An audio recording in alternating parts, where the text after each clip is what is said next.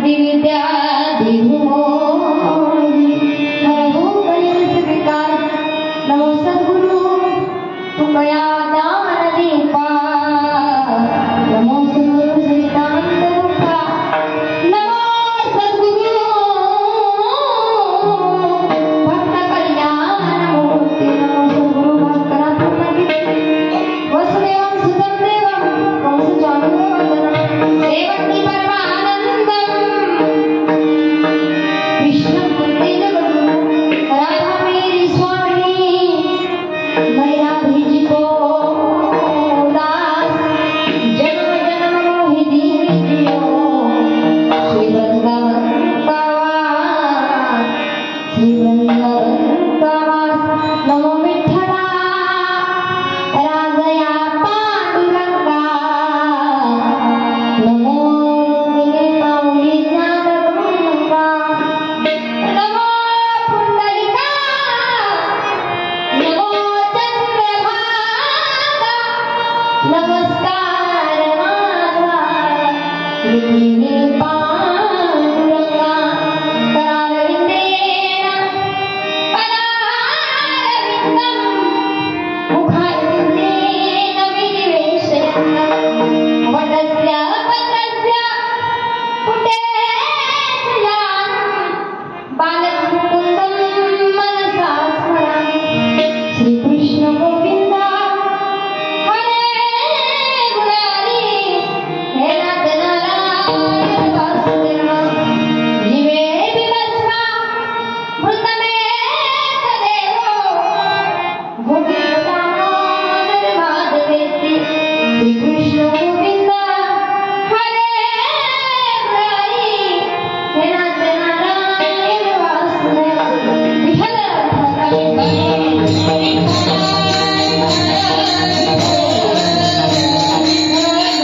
ऐका महिमा आवडीची बोरे खाया विठ्ठलाची पूर्ण प्रेमाचा केला हाची दुष्काळ तयाला प्रस्तुत कीर्तन कृपेचे व्यथाने निवडलेला महान संत भगवंत वेद शुद्ध वाढवत तत्वज्ञ वैराग्याची महामूर्ती वैराग्याचं ज्वलंत प्रतीक असणारे पाचव्या वेदाचे निर्माते विश्ववंदी जगद्गुरु तुकोबाराया आणि तुकोबारायांचा चार चरणांचा देव आणि भक्त यांचं नातं सांगून देणारा किंवा देवाशी आवडे भक्त समागम आणि त्यांची सर्व कामे करी अंगी असा त्या भगवंताचा स्वभाव आहे. एवढंच नाही, देवाचा आणि भक्तांचं अतोनात प्रेम. जगामध्ये देवाला सगळ्यात जास्त प्रेम कोण असेल तर भक्तांना मायापाशी आणि दुर्जनाशी सफारी असा असणारा भगवान परमात्मा. आणि त्या भगवंताच्या आवडत्या भक्तांची नोंद खाली तुकोबारांनी अभंगामध्ये सांगून दिलेली आहे. भगवान परमात्माचे आवडते भक्त नाही तर ज्यांनी भगवान परमात्मासाठी संपूर्ण आयुष्य जिगवलं त्या महात्म्यांची नावं महाराजांनी अभंगामध्ये प्रतिपादन केले किंवा विश्वासमोर ते लोक यावीत, जगाला माहीत व्हावं की या लोकांनी देवासाठी नेमकं काय काय केलंय, किती मनातून भक्ती केली, किती प्रार्थना केली देव मिळवण्यासाठी, अनेक जन्माला आल्यापासून अनेक यांना सहन केल्यापासून अगदी रानावनामध्ये राहून सुद्धा देव त्यांनी आठवायचा कधी सोडलं नाही. कोणत्याही परिस्थितीमध्ये राहत असताना फक्त भगवान परमात्मा आपल्याचं करण्याचं साधन ज्यांच्याकडे होते अशा महात्म्यांचं वर्णन महाराजांनी अभंगामध्ये केलंय. अभंगाकडे वळण्यापूर्वी अर्थाचा पर्याय द्यायचा तोसा कोण आहे. अखिल ब्रह्मांडला एक जगताला जगाचा नियंता परमेश्वर भगवान परमात्मा आणि त्या भगवंताच्या अगणित कृपेने चालत असलेल्या भगवंताच्या सत्तेबद्दल बोलत असताना माऊली ज्ञानोबा सांगतात देव किती विश्वव्यापक आहे. देवाच्या सत्तेनं नेमकं काय काय चालतंय तर माऊली ज्ञानोबा सत्तेबद्दल बोलताना म्हणतात म्या बोलविल्या वेदू बोले म्या चालविल्या सूर्योत्सा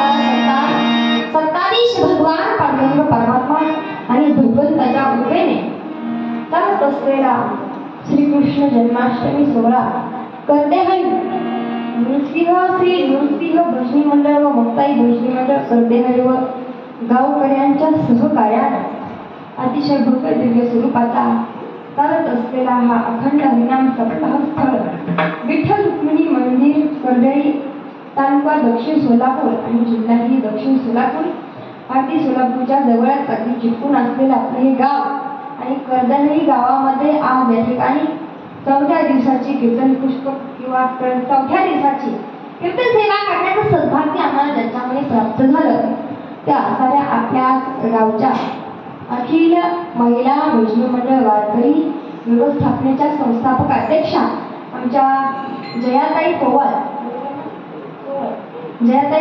आणि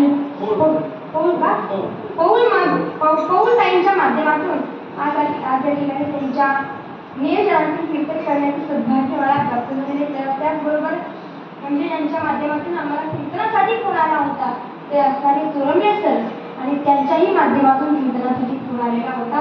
त्यांच्या विनंतीला मान देऊन या ठिकाणी आपल्या गावामध्ये येण्याचा योग मला प्राप्त झाला त्याबद्दल ताईंनाही तेवढे धन्यवाद आहेत.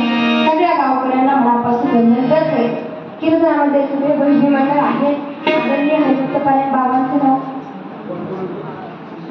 पांडुरंग महाराज शिंदे बाबाही कीर्तनासाठी उपस्थित. या ठिकाणी सगळे आमच्या महिला आईसाहेब भजनी मंडळ आहेत. सगळ्या ताईंना सगळ्या आईसाहेबांना मनापासून वंदन करते. त्याचबरोबर गायनाचार्य आमची जीवलग मैत्री पूजा ताई आहेत ताईंनाही वंदन आहे. त्याचबरोबर उदकाचार्य हरिभक्तपरायण गोपाळ महाराज आहेत.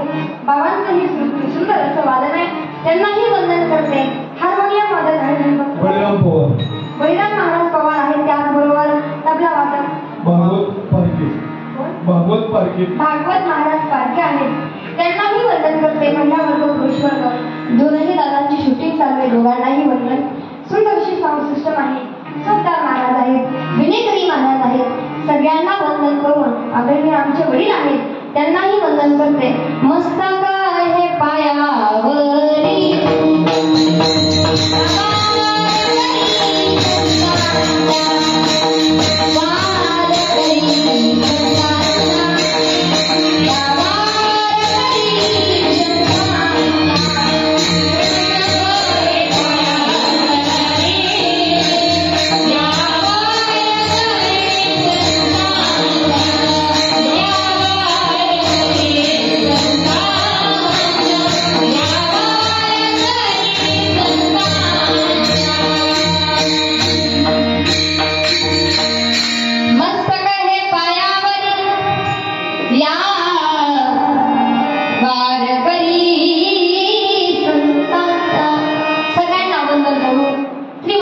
जगद्गुरु तुकोबारायांचा अभंग सेवेसाठी निवडलाय आणि ज्या महात्म्याचा अभंग सेवेसाठी निवडलाय त्यांची कीर्ती अगाध आहे आणि ज्या महात्म्याचा अभंग सेवेसाठी निवडलाय त्याच्याबद्दल बोलत असताना म्हटलं जातं तुकाराम तुकाराम हे नाम गीता कापेय धन्य तुकोबा समर्थ जेणे केला हा पुरुषार्थ असे असणारे महान भगवत भक्त श्रीमंत श्री जगद्गुरु तुकोबाराय आणि तुकोबारायांची उंची सांगत असताना अनुरेणु या ठोकरा तुझ्या आकाशाये वळा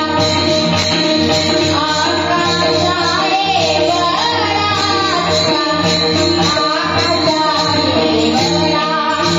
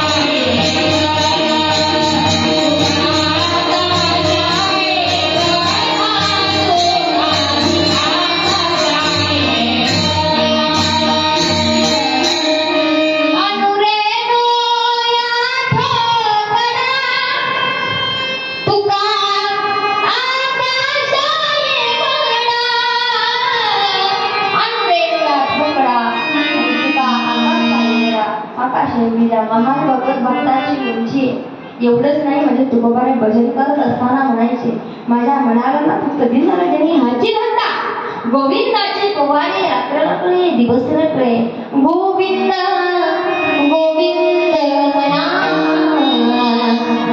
लागल्या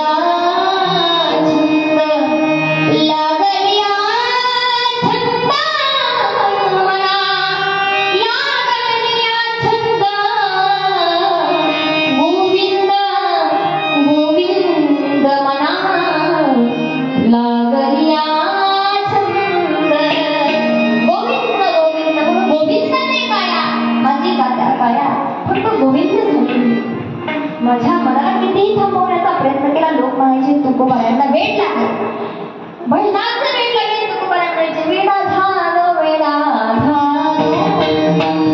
वेळीला वेळाच नाही कारण भगवंताचं वेळ मला लागलेलं आहे लोक तुकोबारायांना भजनामध्ये बसल्याच्या नंतर भजन संपलं तरी तुकोबारायांची वाणी थांबत नव्हती लोकांना त्यांचा कंटाळा आला म्हणून ताल हातामध्ये हिसकावून घ्यावा तुकोबारायांच्या हातातून ताल हिसकावून घेतल्याच्या नंतर तरीही तुकोबारायांनी शांतपणे बसतात तिथे उठावं अगद्या रात्री चालत जावं भंडारा डोंगरामध्ये एकांतामध्ये बसून स्वतः एका दगडाच्या शिळेवरती बसावं आणि हातामध्ये दोन दगड घ्यावे ताल बसून हातामध्ये दोन निर्जीव दगड आहे आणि त्या दगडामध्ये तुकोबारायांच्या वाणीचं एवढं प्रभुत्व होतं वाणीमध्ये एवढी ताकद होती तुकोबाची अमृतवाणी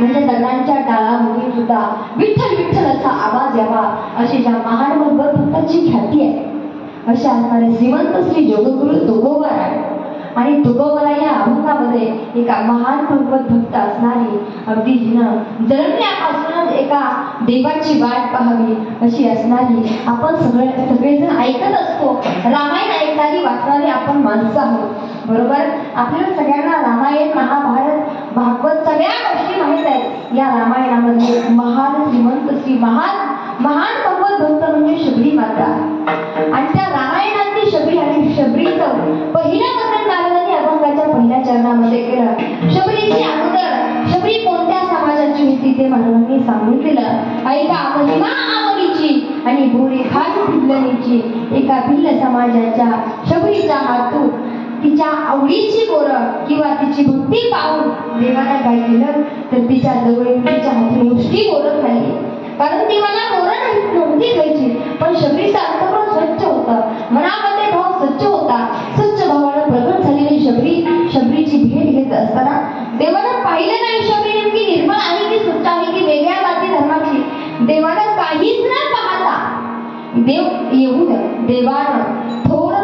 प्रेमाचा भुकेला आणि हची दुष्काळ तयार, त्या प्रेमाला असुसलेला देव, प्रेमाला भुकेलेला देव तिथे येऊन देवाने ती प्रेमाची बोलं हाताने खाली, मुष्टी बोलं एका शबरी मातेच्या तोंडाची देवानं खाली.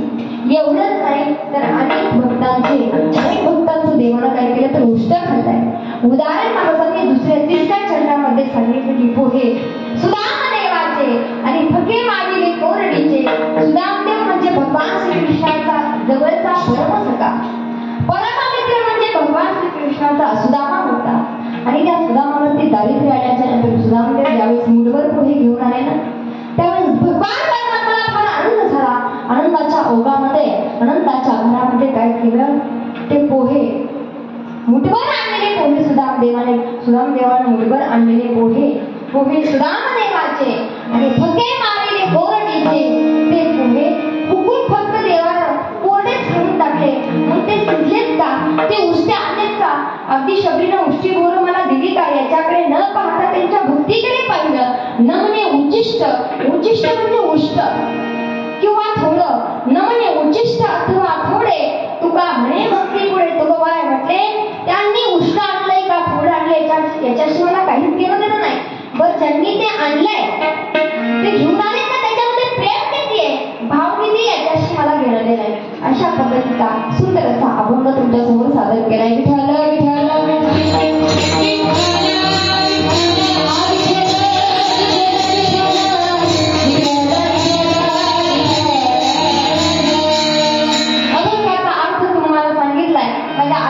बुद्धीप्रमाणे भगवान परमात्मा जशी बुद्धी देईल तशा पद्धतीने अभंग सांगितलाय. आणि अभंगाचा अर्थ सांगितल्याच्या नंतर अर्ध कीर्तन संपत असता. आता तुम्ही झोपले तरी महिला म्हणजे ताई का झोपल्या अजिबात नाही. आपल्या सप्ताहाचा कितवा दिवस आहे, 4था दिवस आहे. आणि 4था दिवस असून सुद्धा तुम्हाला झोप लागली नाही हे महत्वाचं, बरोबर ना. नाही तर महाराज एवढे लांबून 200-300 किलोमीटर यायचे आणि तुम्ही त्यांच्यासमोर झोपायचं म्हणजे आम्हाला काय वाटेल महाराज, काही वाटणार नाही. तसे तुम्ही झोपणार नाही तर हुशार आहे, सगळ्यांनी तुम्हाला आवडेल, पटेल, रुचेल, तुम्हाला कळेल, समजेल अशा पद्धतीचं कीर्तन करण्याचा प्रयत्न. विठ्ठल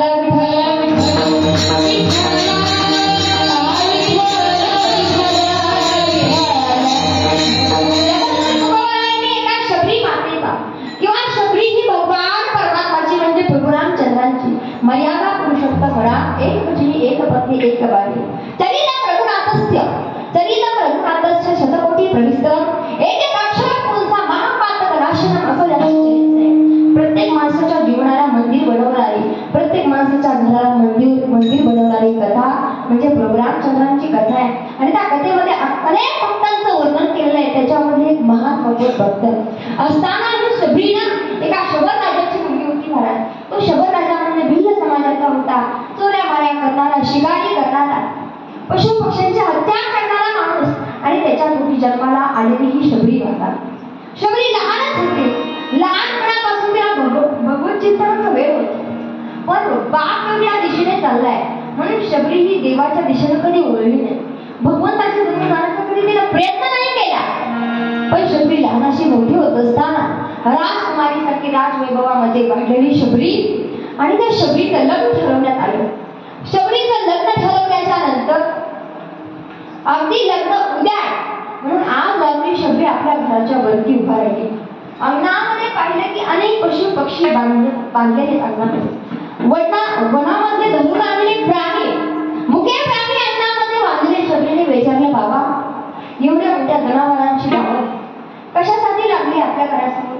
त्यावेळेस सांगितलं, बाळ उद्या तुझं लग्न आहे आणि लग्नासाठी खूप मोठी वऱ्हाडी मंडळी येणार आहे, पाहुणे मंडळी येणार आहे आणि त्यांना खाण्यासाठी ही मेजवानी द्यायची. त्यांना जर ही मेजवानी नाही मिळाली खायला, या प्राण्यांची हत्या करून यांना कापून जे अन्न बनणार आहे, शिजणार आहे, त्यांच्यापासून लोकांना वऱ्हाड्यांना जेवण मिळणार आहे. आणि ते जर नाही मिळालं तर वऱ्हाडी मंडळी नाराज होते, म्हणून हे करावं लागेल, यांची हत्या करावी लागेल. शबरी त्या रात्री विचार करते की अरे माझ्यामध्ये त्यांच्यामध्ये एकच भगवान परमात्मा आहे. बरोबर आहे मुली, बरोबर आहे. मी सांगितले सगळ्यामध्ये एकच देव आहे. सर्वाघटी राम देहादेही सर्वाघटी राम देहा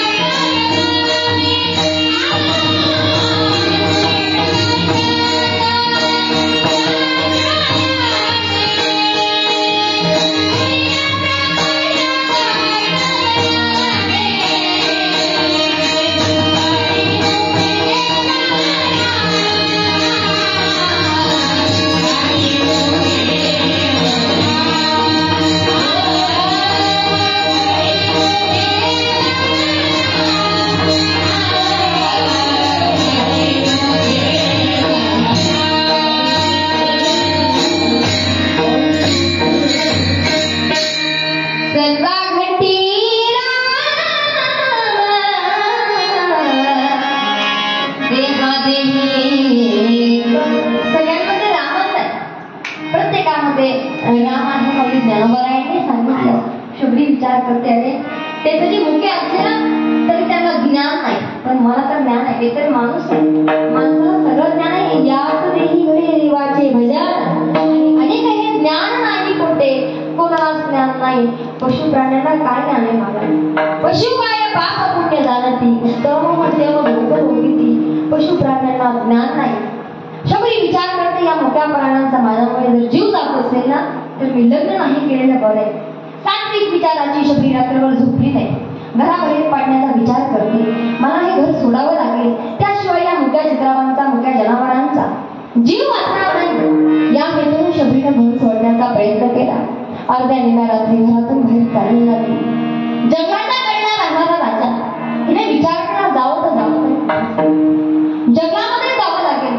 आणि शेवटी बाप माझा जंगलाचा राजा आहे, कानाला कोपरा कुठून मला शोधूनच काढेल, लपून तरी कुठे बसू, असा विचार करत जंगलामध्ये फिरत असताना दिवस उगवला.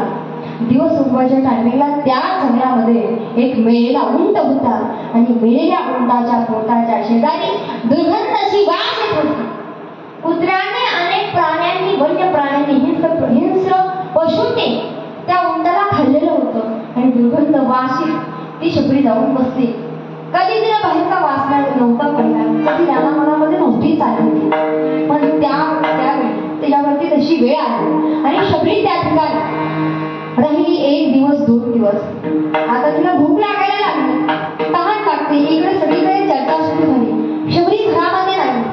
शोध घेण्यासाठी अनेक सैनिक मंडळी पाठवली, पण शबरी काही सापडायला तयार नाही. सगळ्या जंगलाचा कानाकोपरा शोधून काढला, पण शबरी सापडली नाही. मेलेला उंटही त्या सैनिकांना दिसला, पण त्यांनी विचार केला शबरी एका राजाची मुलगी आहे आणि एवढ्या घाण माणसाकडे शबरी कधी बसू शकत नाही, थांबूही शकत नाही. तिथं शबरी नसू शकते, पण त्याच ठिकाणी शबरी होती. सगळी लोक निघून गेल्याच्या नंतर शबरी तिथून उठली, चालायला लागली. अन्न पाण्याच्या शोधामध्ये चालतीये शबरी. चालत असताना त्या जंगलामध्ये तिला एक आश्रम दिसला. त्या आश्रमामध्ये एक महान भगवत भक्त प्रभू रामचंद्राचं चिंतन करत बसले होते. चिंतन चालले, भजन चालले. शबरी गेली आणि कुटियाच्या जवळ उभा राहिली. खिडकीतून पाहते. मी जर असं मोठ्याने गेले तिथं पटपट जाऊन उभा राहिले तर साधूंची जी तपश्चर्या ती भंग झाली आणि शाप देतील मला. साधू जातो मी भिल्ल समाजाची साधूला माझी सेवा आवडेल की नाही म्हणून शबरी घाबरून राहिली. रोज जायची. ज्यावेळी साधू तपश्चर्या करतायत त्यावेळेस तिथे उभा राहायची. खिडकीच्या जवळ उभा राहून ती तपश्चर्या ऐकायची, नामस्मरण ऐकायची. शबरीला रोज तशी सवय लागली. साधू तिथे निघून गेल्याच्या नंतर त्या साधूंचं नाव आहे मातंग ऋषी. ऋषी महात्मे तिथून निघून गेल्याच्या नंतर शबरी आतमध्ये जायची. ऋषींनी स्वतःला खाण्यासाठी जे फळं आणलेले, जे पाणी आणायचे शबरी पिऊन त्याच्यावरती आपलं जीवन भागवत असायची. शबरीने विचार केला, एवढे दिवस मी इथे राहते, साधूंचे फुकट अन्न खाते, याची काहीतरी माझ्याकडून सेवा घडली पाहिजे. सेवा का घडली पाहिजे? यांचं मी खाते म्हणून सेवा नाही घडली पाहिजे, तर मला यांच्यामुळे भजन घडतंय, मला यांच्यामुळे भजन घडतंय आणि प्रभू रामचंद्रांची सेवा काय, भगवान परमात्माची आराधना करताय, या महात्म्याची मला सेवा घडावी.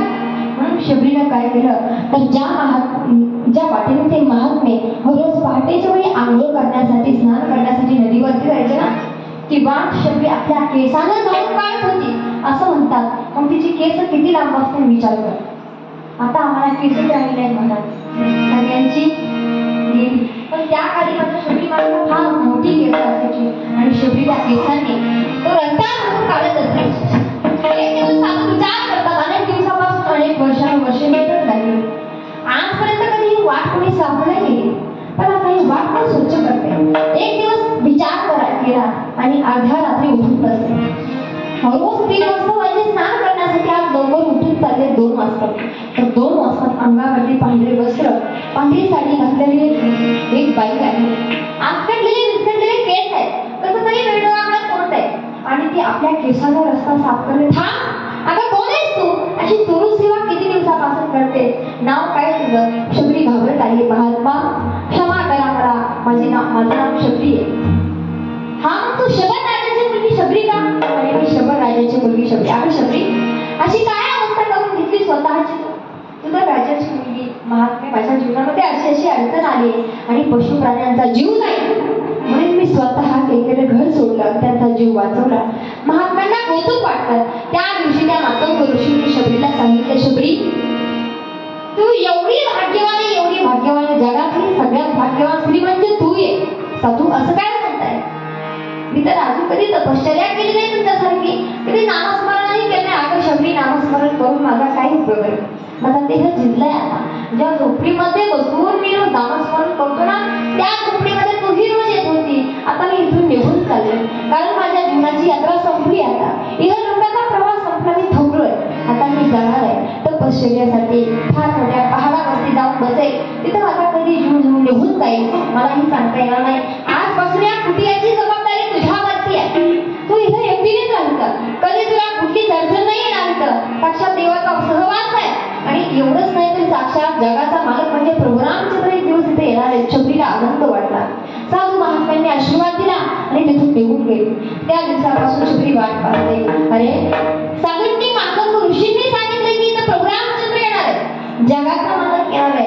काय करू ते देवासाठी? नेमकं काय करू? किती वेळा भजन गाऊ? प्रभू रामचंद्रांचं आगमन होण्या अगोदर त्यांना खाण्यापिण्यासाठी काय? बरं विचार करते, इथे जंगल आहे, जंगलामध्ये असणार आहे काय?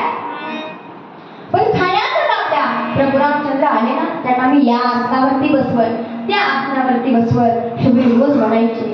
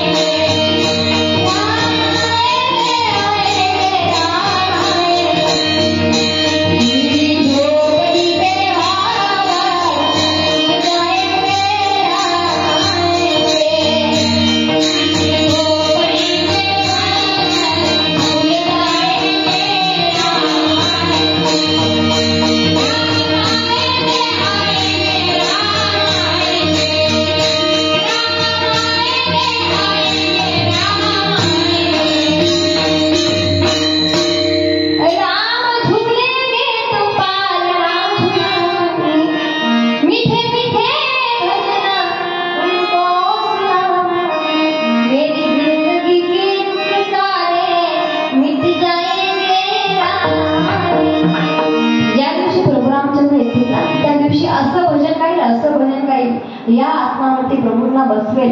शबरी विचार करते, जगाचा मालक माझ्याकडे येणार, देव ताकद माझ्याकडे येते, मग देवाला खाण्यासाठी माझ्याकडे काहीतरी पाहिजे ना. म्हणून शबरी एक टोपली घेऊन रानावनामध्ये फिरायला लागली. जंगलामध्ये काही बोरे होते आणि ते शबरीने बोरे तोडायला चालू केले. बोरे माहित आहेत ना? झोपलेला नाही असं असं मला कळते ना, भाषा कळते ना माझी. तुमची सोलापूरची भाषा कळते, माझी भाषा जरा पुणे साईडला जी भाषा आहे ती भाषा माझी, तुम्हाला कळते ना भाषा? असं असं करा. विठ्ठल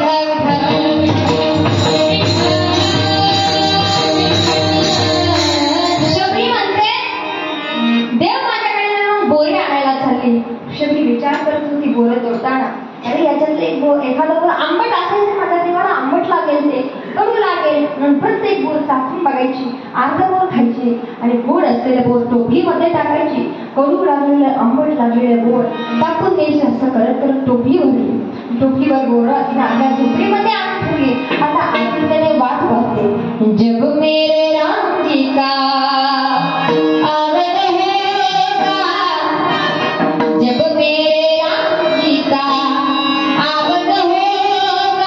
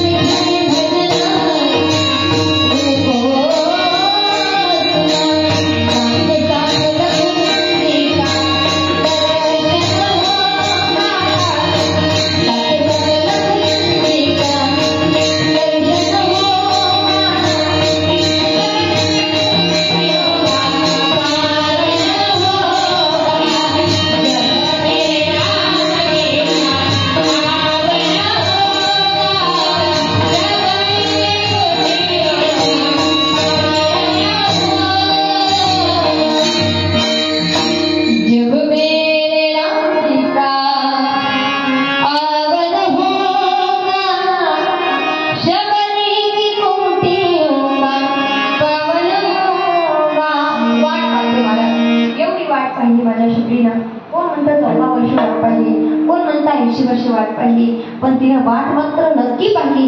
नक्की किती दिवस पाहिली हे कोणालाच माहित नाही, पण तिने वाट मात्र नक्की पाहिली. आता म्हातारी झाली सगळी, थकली, भजन करून करून प्राण कंठापर्यंत आला तिचा. सुद्धा देव का बरे येत नसेल, विचार करताय रे देवा कधी येणार आहेस? ज्या दिवशी देव येणार आहे ना, त्या दिवशी तिच्या वेलींना आनंद झाला, झाडा झुडपांना आनंद झाला, पशुपक्ष्यांचा चिवचिवाट ऐकू यायला लागला, नदीच्या पाण्याचा आवाजही तिला येऊ लागला. तिने विचार केला, आज वातावरण जरा वेगळंच आहे, आज नक्की माझा देव येईल. त्या दिवशी आतुरतेने बाहेर आली. बाहेर येताच क्षणी तिला देव समोर दिसला. एकटा आलेला नाही, एकटे प्रभू रामचंद्र नाही, तर साक्षात सीता माता आहेत आणि त्यांच्यासोबत लक्ष्मण जे आहेत. तिघांचंही दर्शन घडलं. परत गेली महाराज, आलिंगन दिलं, अश्रू अनावर झाले, आनंद अश्रू वाहायला लागले. आनंदाचे डोही आनंद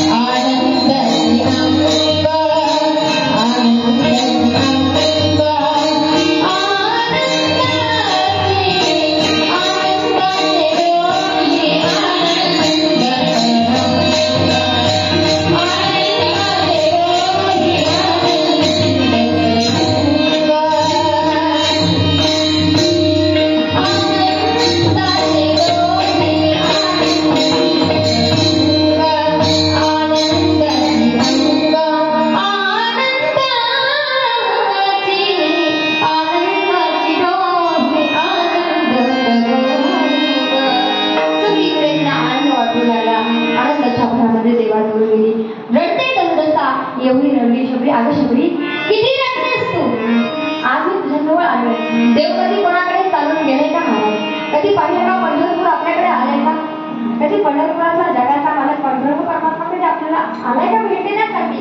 आपल्याला त्याच्याकडे जावं लागतं, दिंडीमध्ये म्हणावं लागतं, चला हो पंढरी जाऊ,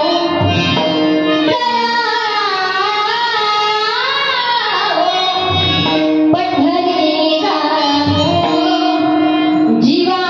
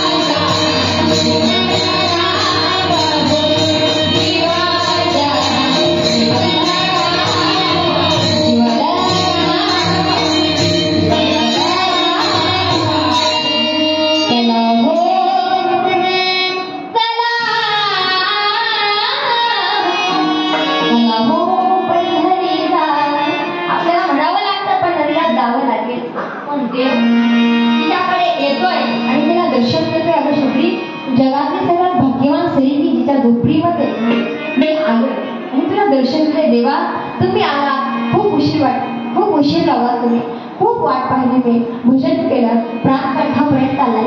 आता पायी झिजून गेले चालून चालून वनामध्ये, डोळेही आता कंटाळत वाट पाहून पाहून. देवा जगायचं नाही, इच्छा नाही माझी जगण्याची, तो मला पाहण्यासाठी माझे डोळे आतुरलेले होते. आता माझ्या डोळ्यांची तृप्ती झाली, आता दुसरीकडे काही बघायचंच नाही मला या विश्वासात, मला इथंच मुक्ती द्या असं मागितलं. शबरी का नाही, तुझ्यासाठी तरी मी आलोय, तुझा उद्धार करण्यासाठी तरी मी इथपर्यंत आलोय. तू माझ्यासाठी आली, भजन केलं, हे मी नाही विसरणार कधी. ग्रंथामध्ये अजरामर असणारी शबरी, आणि त्या शबरीला देवानं जवळ घ्यावं, चरणावरती लीन व्हावं शबरीनं, आणि आपला प्राण देवाच्या चरणी समर्पित करावा. आणि त्याच शबरीचा महिमा, जिनं आपलं जीवन देवासाठी वाहून दिलं, त्या शबरीचा महिमा महाराजांनी अभंगाच्या पहिल्या चरणात सांगितला.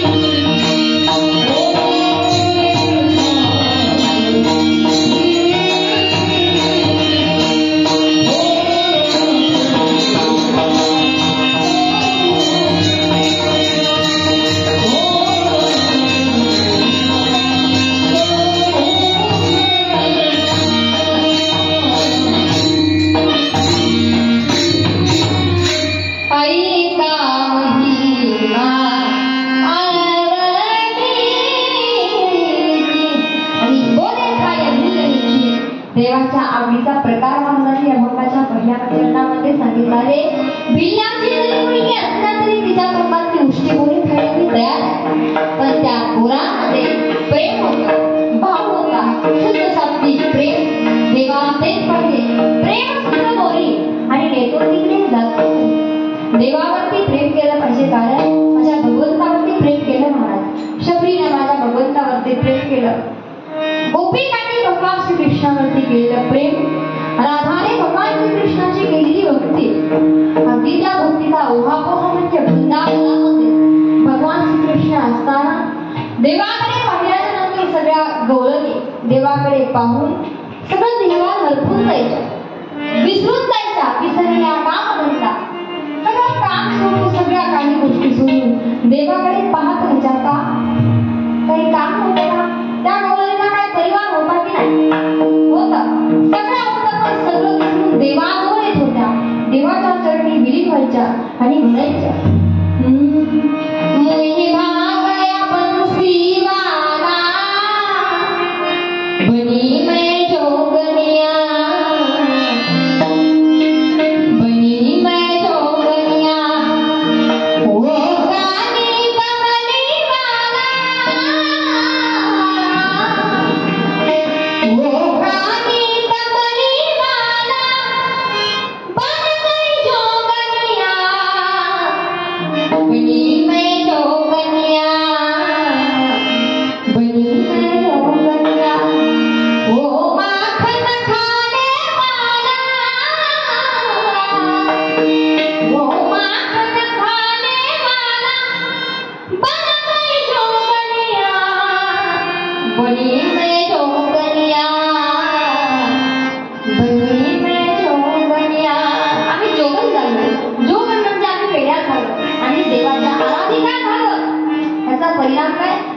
गोपिका देवाजवळ राहिल्या तर त्या गोपिकांच्या रूपानं देवाला या जगाला विश्वाला कृष्णप्रेम कळालं. जिच्यामुळे कृष्णप्रेम जगाला कळालं ती असणारी देवाची आराधिका. देवाला 16,108 बायका असताना सुद्धा भगवान श्रीकृष्णाला किती बायका होत्या? 16,108 बायका होत्या. पण त्या 16,108 बायकांपैकी देवाची लग्न करता देवाची जी पट्टराणी बनली ना तिला म्हणतात राधा राणी. जिच्या नावातच कृष्ण प्रेमाची धारा उत्पन्न झालेली आहे. जिच्या नावाला 2 काने आहेत त्या कानांमध्ये जो पाहा लागलाय असा असणारा भगवान श्रीकृष्ण. कृष्ण परमात्मा म्हणतो तुम्ही माझं भजन नाही केलं तरी चालेल. अरे तुम्हाला जास्त राग आला तर राधा नावाचं उच्चारण करा. तुमच्या जीवनामध्ये जास्त अडचण असेल ना तर राधेचं भजन करा. राधा नाम हर चीज का हाल है. राधेचं नाव प्रत्येक प्रश्नाचं उत्तर देऊ शकतो तुम्हाला. फक्त ते नाव तुमच्या मुखाला आलं पाहिजे.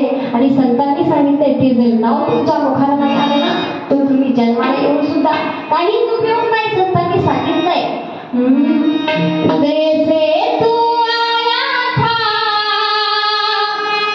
वैसे ही जाएगा.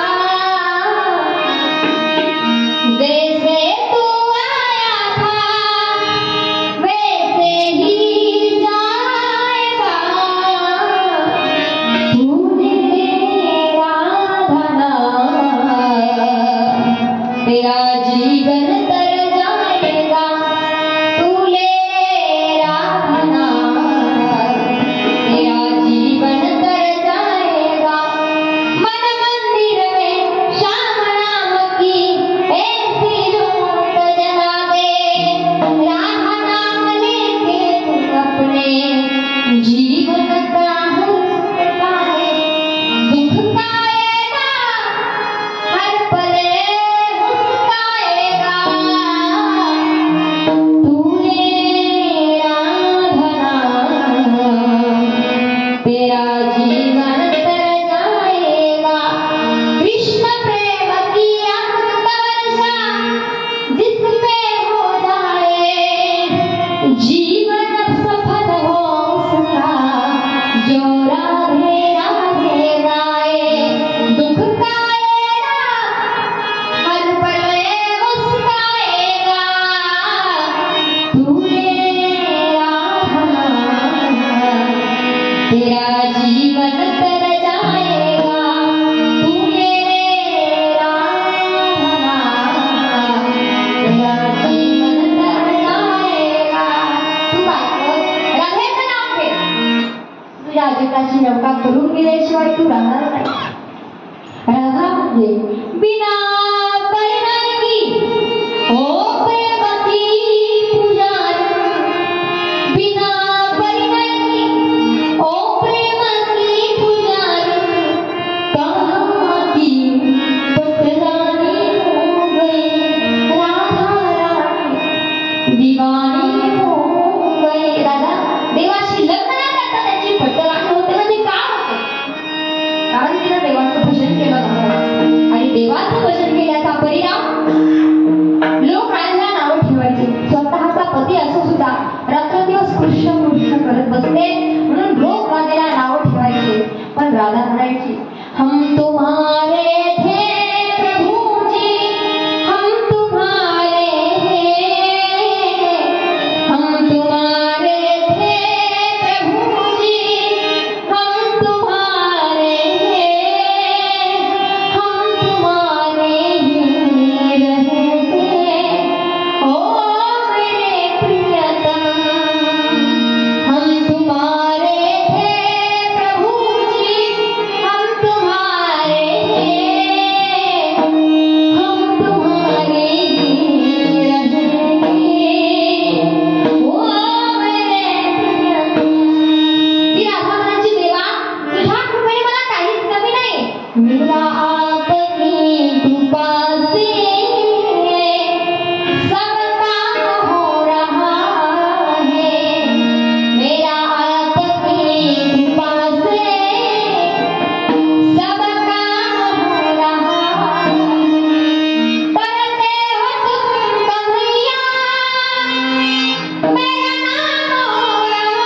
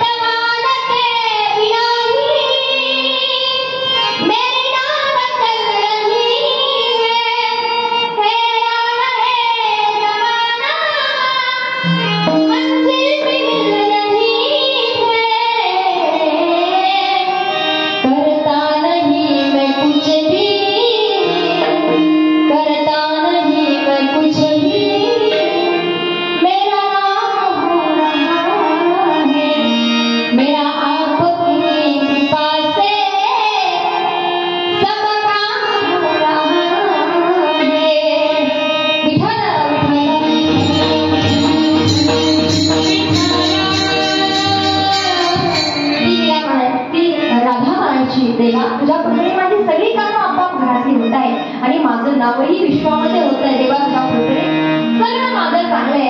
आज कृष्णाच्या आवडत्या जातीचे नाव घेतलं जातं का तर तिला भक्ती केली महाराज. भक्ती केली त्याच प्रेमाचा त्याच भक्तीचा देवाला आज दुष्काळ आहे. आपण त्याचा दुसरं चरण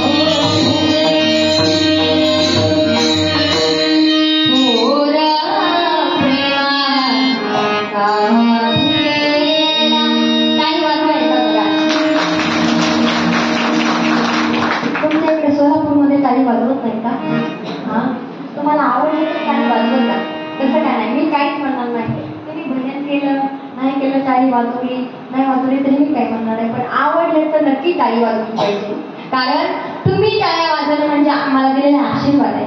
मी तुमच्यापेक्षा लहान आहे की ताई पण तुमच्यापेक्षा लहान आहे. मी लहान आहे तुमच्यापेक्षा महिला मंडळ लहान आहे. मी तुमच्या मुलीसारखी मी लहान आहे तुमच्यापेक्षा. मग मेहनत न करता फक्त माणसाचं आशीर्वादानं कल्याण होत असतं. मग आशीर्वाद देणं कधीच कुठं कमी पडायचं नसतं. म्हणून जोरात टाळी वाजवा. तुम्ही टाळ्या वाजवणं म्हणजे आम्हाला दिलेला आशीर्वाद आहे. बरोबर आहे ना. म्हणून टाळी वाजवायची असते. विठ्ठल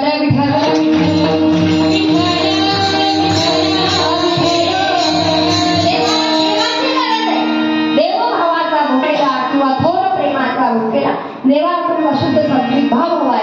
देवा कारणे भाव तस्मात द्यावना लगे फार सिरिक्त एक चित्त जरी झाले बहुत एवढ्यासाठी नका करू हाता हात गाते. काय मागते तुम्हाला काही न लगे एक भावाची कारण आणि तुकामध्ये आन विठोबाची याच्यापेक्षा वेगळं ज्ञानवाय सांगतात. भावबाई आकळे हिरविनाकळे आणि करतरी आकळे तैसा एवढा प्रभू भावे त्याने संपुष्टी राहावे. भावे गावे गीत शुद्ध करून या चित्त अंतरीची घेतो ओळी अंतरीची घेतो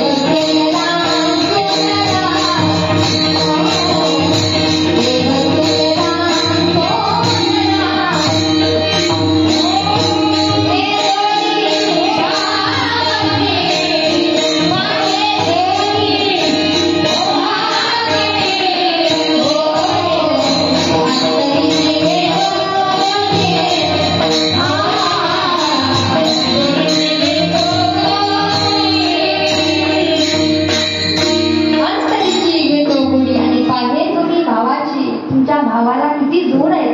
भक्तीची जोड असावी तुमच्या अंतःकरणाला. देवा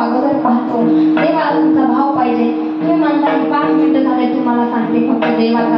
देवाला भाव पाहिजे, भाव पाहिजे. भाव म्हणजे काय? माझ्या म्हणजे तुम्हाला भाव आहे ना? भाव रक्षाबंधनाला भाऊ होता, तो आपला भाऊ नाही.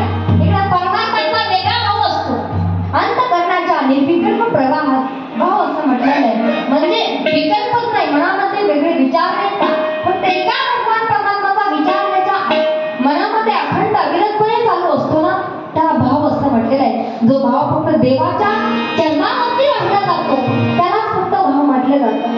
मग तो भाव आपल्या अंतःकरणामध्ये जागृत व्हावा याच्यासाठी भजन करावं लागतं. भजन असावं मीराबाई सारखं, राधी सारखं, शबरी मातेसारखं भजन असावं. भजनाने माणूस अजरामर होतो. तुका म्हणे एका मरणाची सरे उत्तमची उडी कीर्ती लागे. भजन केल्याच्या नंतर माणूस अजरामर राहतो. पण भजनासाठी दिलेला आहे ना देव आपल्याला सगळ्यांना प्रमाणात मानताय. देवे दिला देव भजनाला म्हणता तुया झाला फाटा बाजी केला. आणि भजन नाही जर तुमच्याकडून घडलं ना तर तुम्हाला प्रत्येक वेळी प्रत्येक जन्मामध्ये दुःख आणि यातना सहन कराव्या लागतील.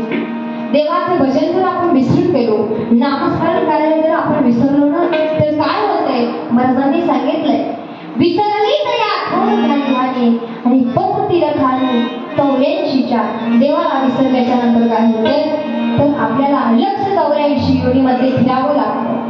लक्ष 84 योनी म्हणजे किती योनी?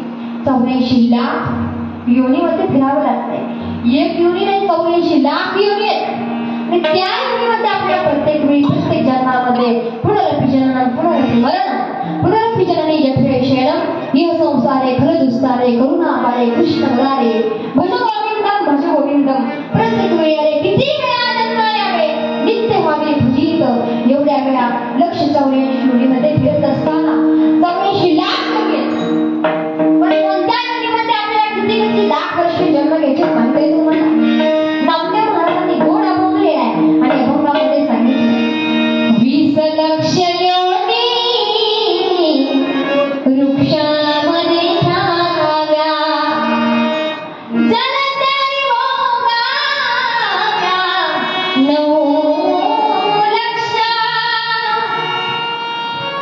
11 लक्ष योनी किड्यामध्ये ठाव्या 10 लक्ष भोगाव्या पक्षामध्ये 30 लक्ष योनी पशूंची मानवाभितारी 40 लक्ष. मला सांगा महाराजांनी पहिल्या चरणामध्ये सांगितलं 20 लक्ष योनी वृक्षा माझी घ्यावा.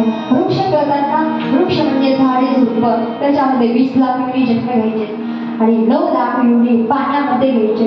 त्याच्यानंतर 18 लाख योनी कशामध्ये घ्यायचे तर 18 लाख योनी किड्यामध्ये घ्यायचे. 10 लाख योनी पक्षामध्ये घ्यायच्या.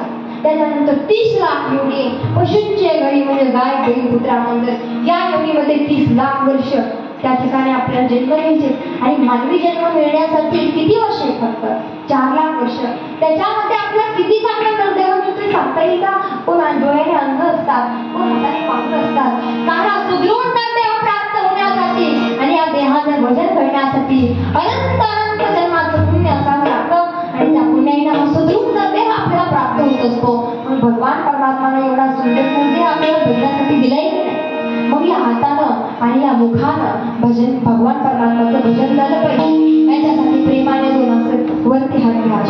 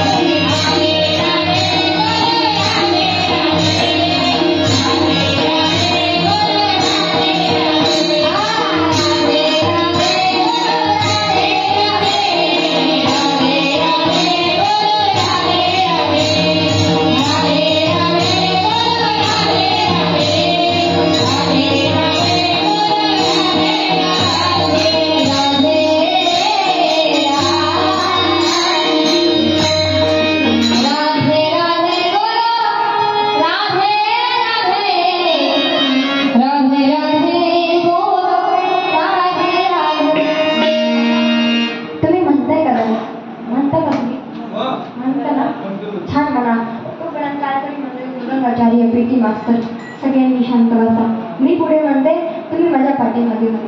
चालेल ना? सुंदर माझे जाते गा फिरते बहुसंगे, सुंदर माझे जाते गा फिरते बहुसंगे, सुंदर माझे जाते गा फिरते बहुसंगे, सुंदर माझे जाते गा फिरते बहुसंगे. गोव्या गाऊ कौतुके तुवे रे बा विठ्ठला, गोव्या गाऊ कौतुके तू ये रे बा विठ्ठला, तू ये रे बा विठ्ठला.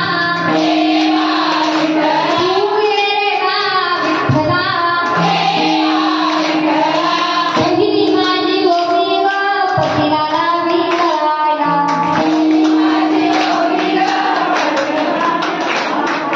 तुमचं सोलापूरमध्ये तुमच्याकडे कामे करणार आहे.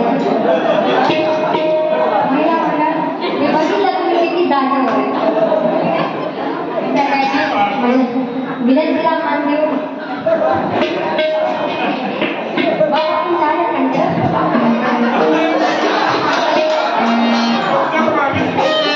तुम्हाला लागलं उतरायला. असं काय म्हणत काय? तुम्ही माझ्या विनंतीला मान देत सगळ्यांनी चांगलं भजन केलं की टाळी वाजवते तुझ्यासाठी. काही ठिकाणी गेल्यानंतर फार अवघड महाराज. म्हटलं ना महिला मंडळ भजन करा तर करत नाही महाराज. नुसतं त्या हसतच करायची, बोलतच करायचं, बोलत काहीच कळत नाही. ते गेल्या का तरी कळत. म्हणजे काय कीर्तनाला येणं म्हणजे कधीला कीर्तनाला जाणं म्हणजे नुसतं महाराजांना टूर टूर पाहणार आहे. हो का आरती नकार आरती काहीतरी बोललं पाहिजे. बरोबर आहे ना? हा विठाला विठाला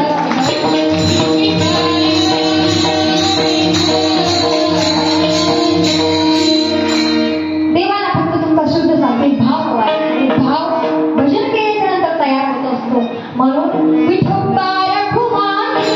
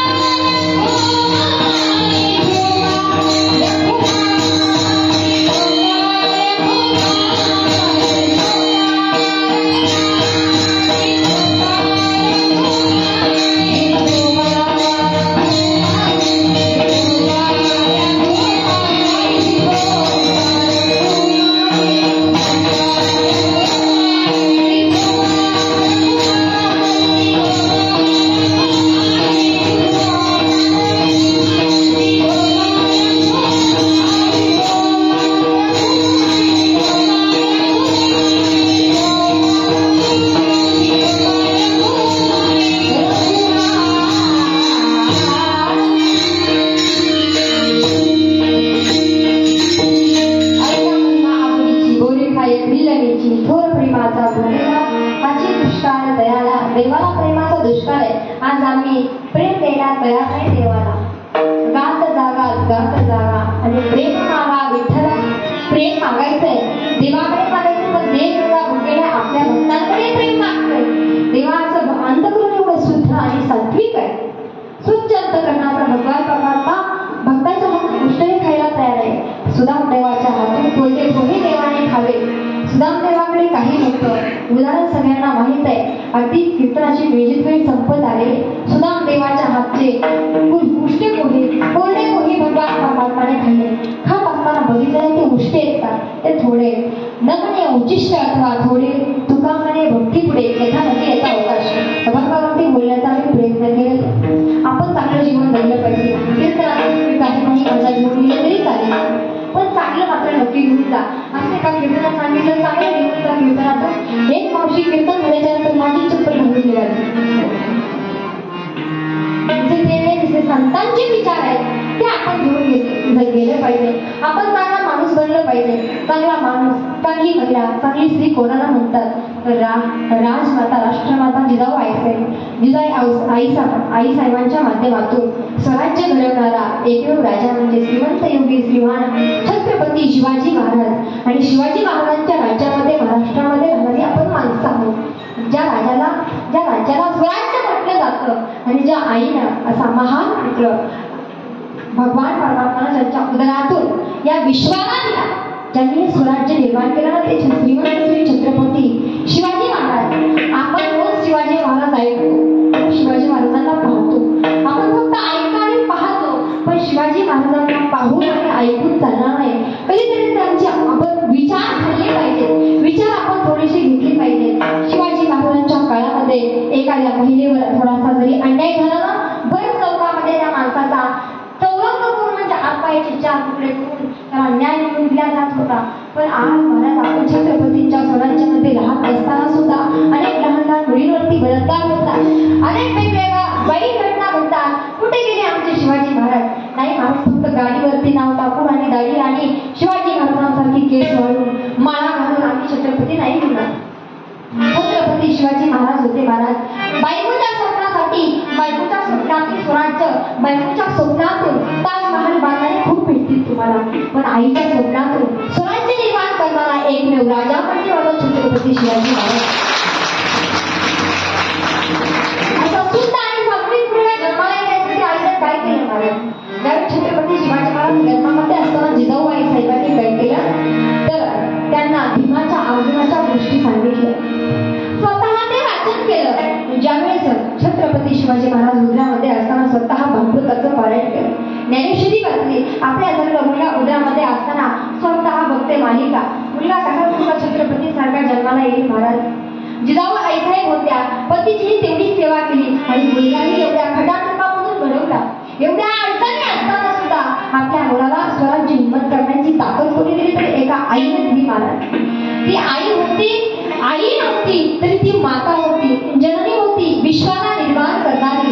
एवढंच नाही तर स्वराज्य निर्माण करून देणारा एक राजा, श्रीमंत राजा, ज्या आईच्या पोटी जन्माला आला ना तुला. माझी जिजाऊची पुण्याई कशी आई फळाला, माझ्या जिजाऊची पुण्याई कशी आई फळाला. तो बापाचा बापाचा बापाचा बाप वाग शिवका जन्मला, तो बापाचा बाप वाग शिवका जन्मला, तो बापाचा बाप वाग शिवका जन्मला, तो बापाचा बाप वाग शिवका जन्मला. माझी जाऊची पुण्याई कशी आली फळाला, माझ्या जिजाऊची पुण्याई कशी आली फळाला. तो बापाचा बाप वाग शिवका जन्मला, तो बापाचा बाप राजा शिवाजी जन्मला. आपल्या सगळ्यांच्या मुखामध्ये एकाच राजाचं नाव आहे. छत्रपती शिवाजी महाराज नसते ना तर आमच्या सगळ्या महिला मंडळ आहेत ना, त्यांना ताल घेऊन कधी उभा नसतं राहता आलं. आणि ती इथे एवढी लहान असताना सुद्धा तुमच्यासमोर उभं राहून कीर्तन करते. हे कुणाची पुण्य आहे महाराज? छत्रपतीची पुण्य आहे. छत्रपती शिवाजी महाराज जर नसते ना तर आम्हाला मागणी मागावी लागली असती की हुजूर काही कीर्तन पेश करण्याच्या होती. त्यामुळे गरजंती मला त्या हुजूराला किंवा त्या बादशाला मागणी मागावी लागली असती की महाराज मला कीर्तन करू वाटलं, मी करू का कीर्तन? परमिशन घ्यावी लागली असते. पण आज मी निर्भीडपणे बिनधास्तपणे कुठूनही येऊन तुमच्यासमोर कीर्तन करू शकते. हे कुणाचे उपकार आहेत? आमच्यावर छत्रपतींचे उपकार आहेत. म्हणून एकच राजा इथे जन्मला शिवनेरी किल्ल्यावर, एकच राजा इथे जन्मला शिवनेरी किल्ल्यावर. माझ्या राजाचं नाव गाजतंय गगनाच्या डोंगरावर, माझ्या राजाचं नाव गाजतंय गगनाच्या डोंगरावर.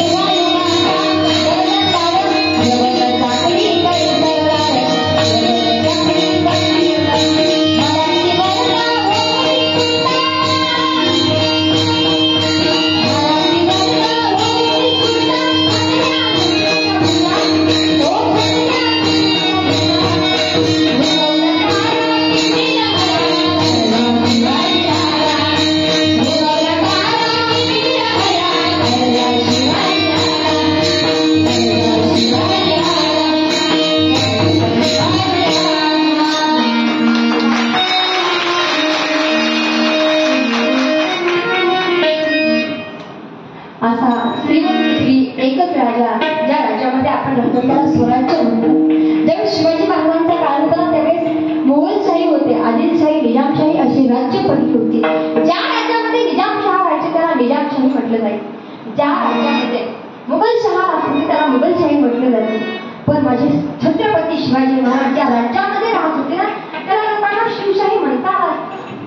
राजाने स्वतःचं नाव न देता हे स्वराज्य आहे आणि माझ्या सगळ्या मावळ्यांचं राज्य आहे. मुठभर मावळ्यांना एकत्र घेऊन ज्यांनी हे स्वराज्य घडवलं अशा असणारे श्रीमंत श्री छत्रपती शिवाजी महाराज आणि त्या महाराष्ट्रामध्ये एकच राजा होऊन गेला. आपण छत्रपती होऊ शकत नाही पण आपण चांगला माणूस होऊ शकतो. माणूस कोणाला म्हणतात? माणसाशी माणसाप्रमाणे वागणे याला माणूस असं म्हणत असतात. आपल्याला नाही कोणाची चांगलं करता आलं तरी चालेल पण वाईट करायला जायचं नाही कधी. आपण चांगला माणूस बनायचं. भगवान परमात्म्याची सेवा देवाचं वेळ आपल्या मनाला लागली पाहिजे. काही नाही घेतलं तरी चालेल पण एका भगवंताची सेवा मात्र नक्की घेतली पाहिजे. म्हणून कधी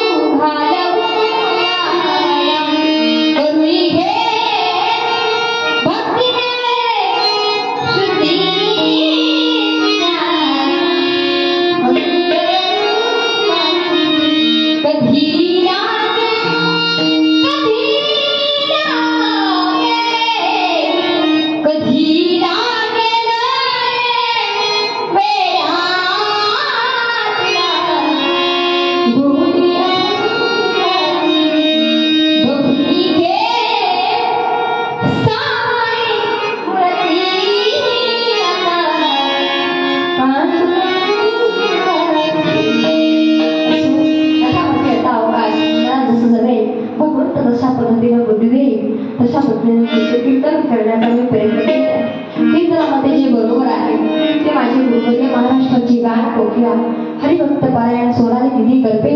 जे बरोबर आहे ते माझ्या दिदींच आहे, जे चुकीचं आहे ते माझ्या अल्पबुद्धीचे दोष आहेत. बोलता बोलता चुकीचा शब्द एखादा माझ्याकडून काही चुकलं असेल तर तुमची मुलगी समजून उदाहरण करणारे माफ करा. आणि यामध्ये ज्यांना 4 मुली त्यांनी तिसरी समजून माफ करा, ज्यांना 3 आहेत त्यांनी दुसरी समजून माफ करा, ज्यांना 2 आहेत त्यांनी पहिली समजून माफ करा, ज्यांना एकही मुलगी नाही त्यांनी मला दत्तकच घेऊन टाका. जे काही चुकलं ते उदाहरण करणारे माफ करा. पाऊल त्यांच्या माध्यमातून सूचन करण्याचा योग मला प्राप्त झाला. आपल्या या ठिकाणी छोटंसंच मंदिर आहे. मंदिरामध्ये पांढरंगाची भव्य अशी मूर्ती, प्रसन्न वाटेल असा देव आपल्या समोर आहे. त्या देवाच्या चरणी झालेली कीर्तन रूपी सेवा सगळ्या महिला गोष्टी मंडळ आमच्या आई साहेब आहेत.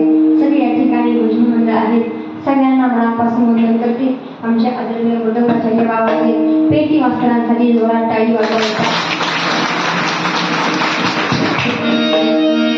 त्यांनाही मनापासून आमच्या पूजाताईंसाठी जोरात एकदा टाळी. सगळ्यांना मनापासून धन्यवाद आणि झालेली सेवा या ठिकाणी समर्पित. ज्ञानेश्वर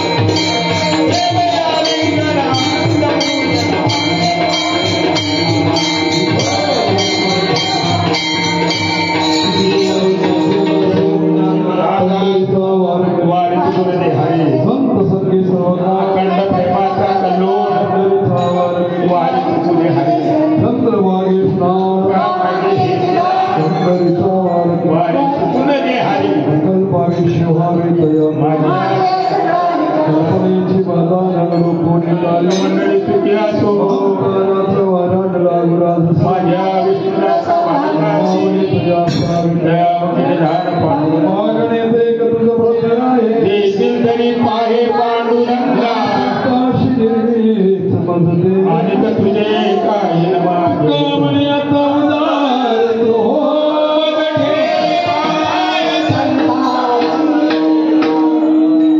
आजची 14 दिवसाची कीर्तन सेवा शिवभक्त 1000 रुपये लक्ष्मण मुरली को 1100 रुपये अशोक ज्ञानेश्वर को 1100 रुपये किसान